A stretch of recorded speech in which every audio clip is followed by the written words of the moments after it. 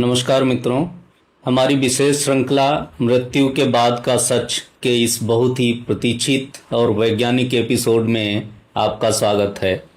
पिछले एपिसोड्स में हमने जाना कि भौतिक शरीर के नष्ट होने के बाद भी हमारी कर्म संरचना और हमारा मानसिक शरीर एक अदृश्य ऊर्जा के रूप में ब्रह्मांड में मौजूद रहता है। अब इसके बाद सनातन विज्ञान का सबसे बड़ा और सबसे क्रांतिकारी सिद्धांत सामने आता है, जिसे हम पुनर्जन्म कहते हैं। आज की जो पढ़ी लिखी और आधुनिक पीढ़ी है वो पूछती है कि क्या पुनर्जन्म सचमुच होता है या यह सिर्फ लोगों को अच्छे कर्म कराने के लिए डराने धमकाने की एक काल्पनिक थ्योरी है। मित्रों, आज दुनिया के बड़े बड़े क्वांटम फिजिसिस्ट और न्यूरो साइंटिस्ट इस बात को स्वीकार कर रहे हैं कि चेतना कभी मरती नहीं है। आइए आज इसे बिल्कुल वैज्ञानिक भाषा में समझते हैं कि कैसे हमारा अगला जन्म एक कर्म कोडिंग के तहत तय होता है। वीडियो को बहुत ध्यान से सुनिएगा।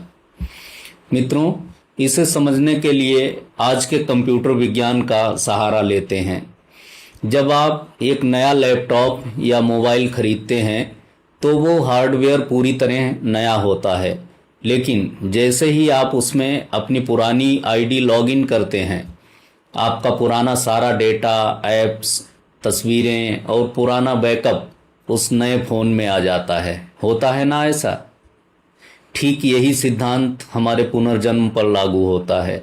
जब पुराना भौतिक शरीर शांत होता है तो हमारी आत्मा यानी हमारी जो कॉन्शियसनेस है वो अपने साथ हमारे पिछले जन्मों के विचारों, आदतों, अधूरी इच्छाओं और कर्मों का पूरा डेटाबेस समेट कर चलती है। शास्त्रों में इसे ही संस्कार या कर्म कोडिंग कहा गया है। ये कोडिंग इतनी शक्तिशाली होती है कि यह ब्रह्मांड की अरबों माताओं में से केवल उसी माता के गर्भ की तरफ आकर्षित होती है जहाँ का वातावरण, जिसके माता पिता का जेनेटिक ब्लूप्रिंट और जिनकी ऊर्जा उस आत्मा के पुराने कर्मों के हिसाब किताब को भुगतने या पूरा करने के लिए बिल्कुल अनुकूल हो। यानी आपका नया जन्म कोई संयोग नहीं है, वो आपके पुराने सॉफ्टवेयर का ही एक नया अपग्रेड है। आज का आधुनिक विज्ञान कहता है कि बच्चे की आदतें उसके माता पिता के जीन्स से तय होती हैं, लेकिन सनातन विज्ञान एक कदम आगे जाकर पूछता है कि उस विशिष्ट बच्चे की आत्मा ने उसी विशिष्ट माता पिता के जीन्स को ही क्यों चुना। जवाब है वही कर्म कोडिंग। युग ऋषि पंडित श्री राम शर्मा आचार्य जी ने अपनी वैज्ञानिक अध्यात्म की व्याख्या में बहुत ही सुंदर बात लिखी है। वे कहते हैं कि मनुष्य का पुनर्जन्म इस बात का सबसे बड़ा प्रमाण है कि प्रकृति में न्याय की व्यवस्था बिल्कुल अचूक है। आपके इस जन्म के अधूरे पुरुषार्थ, अधूरी इच्छाएं और आपके द्वारा किए गए कर्म नष्ट नहीं होते।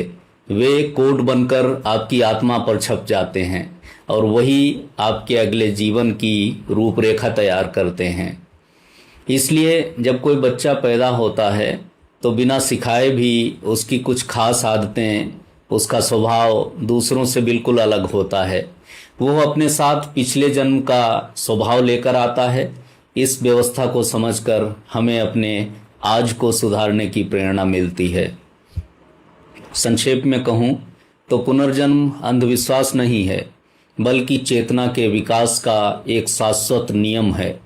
हमारा आज का जीवन हमारे कल के कर्मों का परिणाम है और हमारा आने वाला कल हमारे आज के विचारों और कर्मों पर निर्भर करता है। इसलिए डरिए मत।